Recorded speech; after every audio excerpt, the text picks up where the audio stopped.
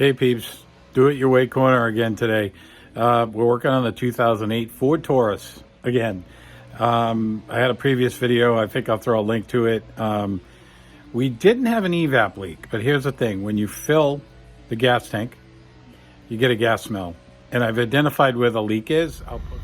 Hey guys, this is a follow-up to my earlier video. Found my leak. It is super small, so if you look really closely, you can see there's moisture here. It's the fuel sending unit. It's at the very top. It's not the fuel pump. It's a fuel sending unit. So we're going to try and replace that today. The first thing we need to do is, we got to disable fuel pressure. Probably not the right terminology, but there's a couple ways to do it. I'm going to actually remove the fuse for the fuel pump, and then we're going to crank it over a few times. So we'll do that next. So what we need to do is we need to figure out which fuse it is. So based on some service information, it's this fuse right here. It's under the hood. It's number 14. Actually number 27. Take that back. So we'll go pull that fuse out. We'll crank it over a few times and then we'll see what happens. Hopefully, if this video works for you, a like or a subscribe would be great. We'll try to keep it short for you. So it's a little noisy out here today. We got a leaf blower going on. I think it might rain. But hey, I'm sure you've seen under my hood before. We'll be doing some valve cover gaskets, intake, things like that. So I'll shoot some videos coming up next. But for today, we got to locate our fuse box. It's right here. Sometimes these are a little finicky. So here's our fuse, 15 ampere. I'm going to pull that out, not with my fingers, but that's what we're going to do. So let me get some.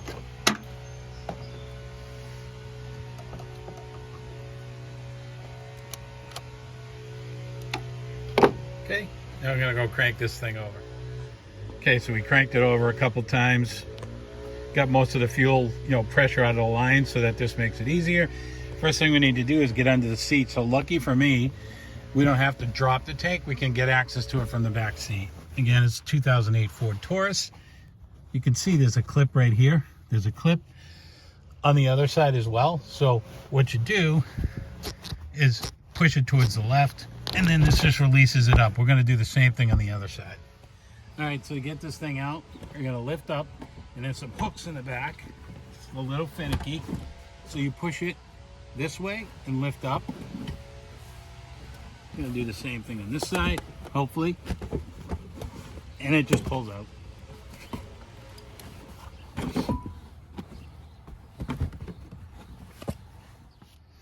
All right, so next thing you're going to want to do is blow out everything in here. Clean as much as you can. I've already done it. I've been in here once already.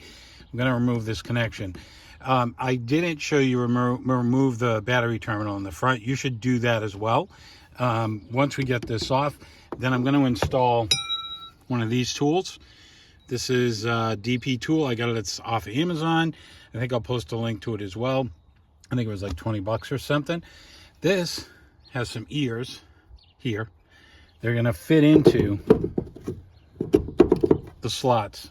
Then we're going to grab a 1/2 inch. We're going to crank and we're going to hope for the best. I'm suspecting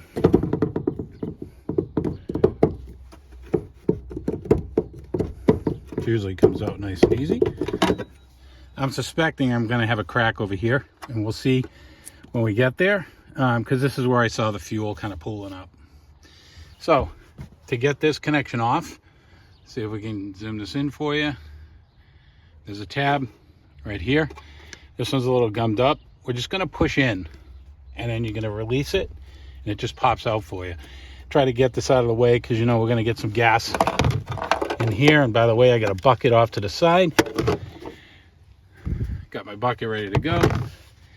Because this is the fuel sending unit, not the pump, there isn't going to be a lot of gas contained in this thing, so that's a good thing.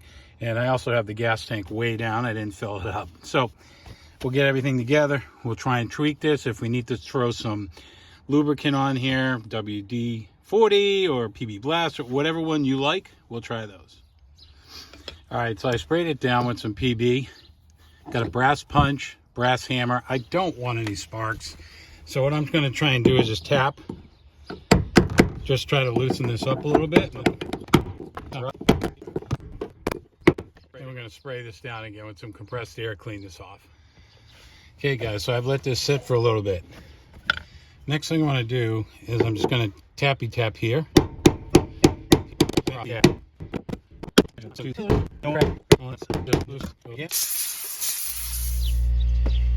Ah, darn it. So I'm sorry guys, I loosened it up before I had the camera on.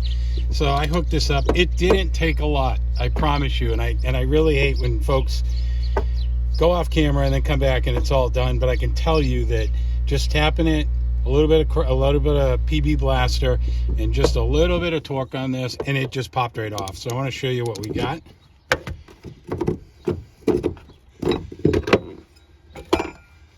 So each one of these tabs, you can see these tabs right now.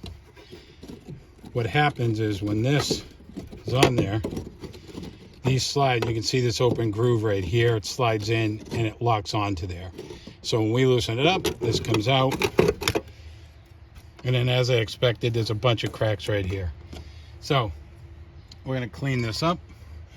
I'll get the new sending unit. We'll show you how to get that in there. All right, I cleaned it up as much as I could in here. So what I'm going to do, this is kind of spring loaded. It's just going to pop up. So again, because this isn't a fuel pump, we don't have a lot of fuel in here to worry about. But I'll tell you one thing we do have to worry about. See if we can get you a good angle. See if we can get you a good angle on this. You got to be careful of our float, our O-ring, which is here. I've got a new one, but just in case, I push it off to the side.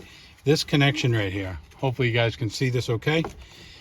To release this, we're going to need to push in from this side and in from this side. So if I squeeze the two together, this should just pop right off. So that's what I'm going to do next. Right. All right, I got these little picks. I'm going to try and get this in here. So,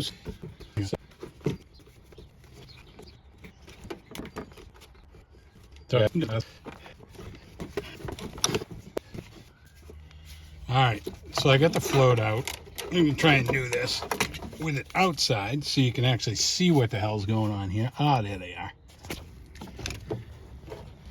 So here's what I want to show you. There's those two pins. They don't go in, they actually go out. So you want to push them away from each other. It's tough, I got a couple fingers in here, but you want to go in this direction, up, up, and at the bottom one, down, down.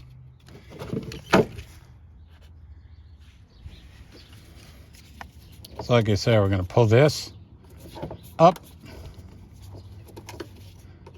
pull this,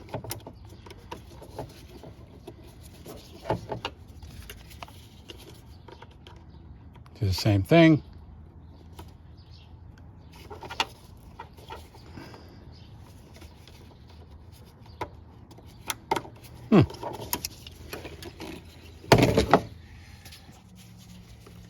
Okay, so we're going to try this. I'm going to prop this out in the front, get that out, do the same thing here. This one's a little trickier than most. Might not be in all the way.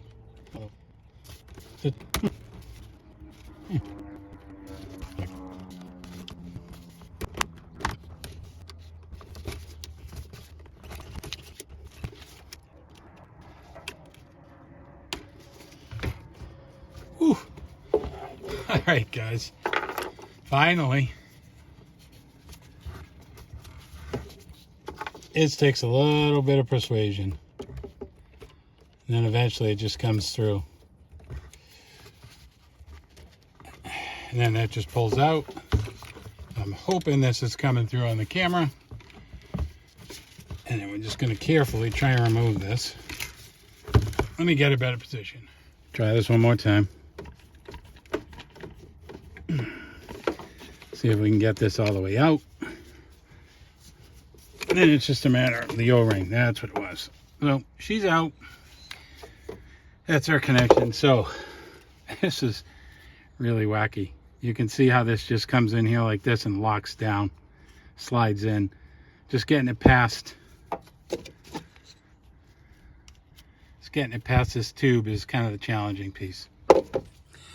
Yeah, so like I said before, here's our cracks. Here. So we'll go get a new one. We'll throw it in. Here's our O-ring. O-ring's in good shape, but I do have a new one. So make sure they're the same, and if they are, I'll put the new one in. If not, I'll put the old one back in. It looks like it's okay. So guys, this is my new part. Looks exactly the same. It's OEM. This was the part number for the O-ring for the sending unit. I got these from a company, Pelletier. I hope I'm saying it correctly. These are the part numbers. These are OEM part numbers. These guys are amazing. Super responsive customer service. I got this stuff really quick for less than what I would have paid around here for an OEM. Again, this is the part number off of my sending unit. Serial number's on the right. Label's kind of tough to see, but that's the old one. These are identical. So thank you to them. I'm going to throw this thing in. We'll clean everything up. Hopefully everything runs fine for us. All right, so first thing I did was cleaned up everything in here, making sure nothing goes in the tank. I threw just a thin coat of oil. Probably could use gasoline, but I used oil just around the O-ring to help this ring kind of slide on a little bit better. So next thing I want to do is, get the float in like this. See what we got. Make sure our ring's here. Yep. So we could probably do this the same way we did before, which is just clip that back on. Don't drop this in the tank if we can help it. Make sure it's not going anywhere, which it's not. And then we'll see if we can actually guide this back in again like I did earlier without bending that sending unit, which so far so good. Make sure this tab actually faces the arrow. There's an arrow back here. Flashlight. Maybe we can get that for you. Hopefully you can see that as an indicator. So what we want to do is kind of push this down. Hopefully this fits.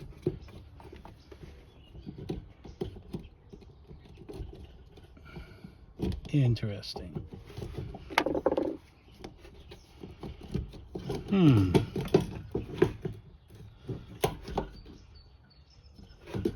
Huh.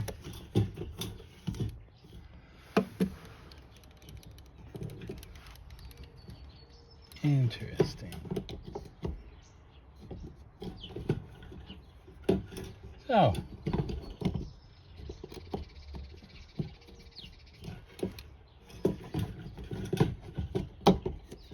So it's interesting.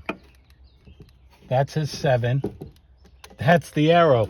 Holy crap. Hey, got a good one for you.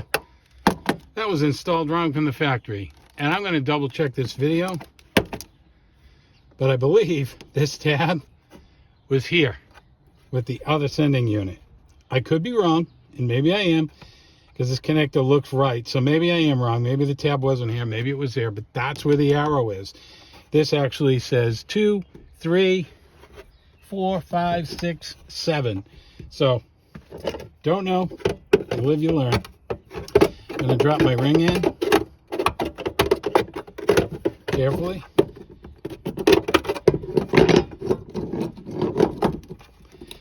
Try and get this to slide in.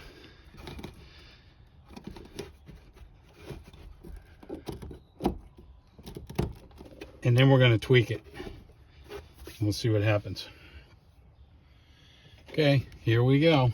I'm going to try and make sure these tabs slide where they should.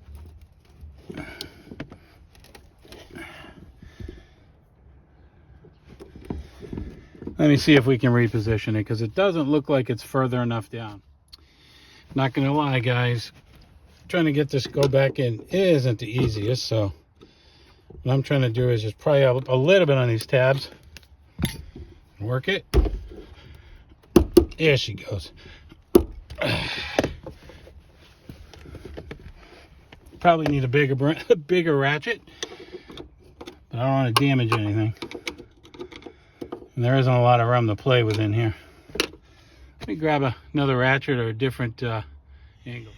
Gonna try this one more time.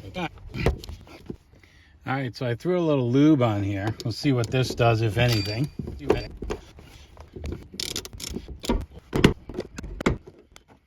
All right, I think I found something that might work.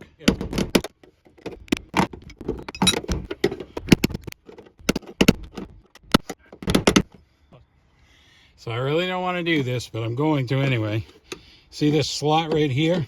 You got to get this piece to here. All right, I cleaned up the surface a little bit more, played around with these tabs a little bit more, see if we can do anything now.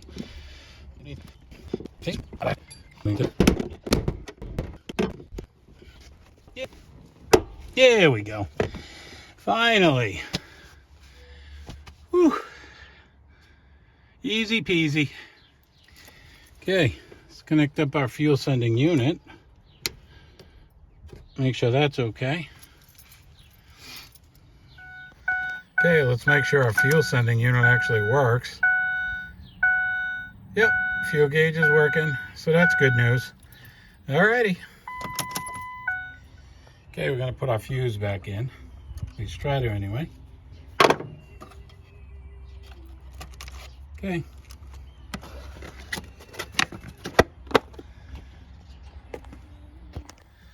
All right, so the next thing I gotta do is prime this thing a couple times just to make sure I get some fuel in the line.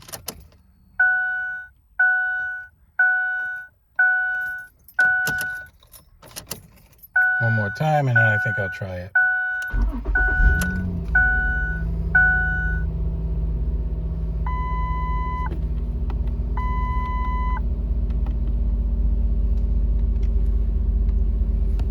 All right.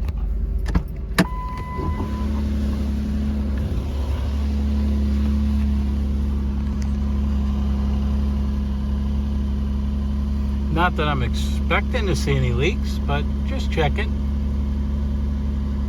So next thing we're going to do is throw our rubber cap back on wherever she's hiding. I think it's in the garage somewhere, but if you made it this far, I think you can figure out how to get the seat back in, and hopefully this helps somebody. Again, for me, every time I filled the tank, I'd smell gas. Can't thank that OEM parts online from Peltier.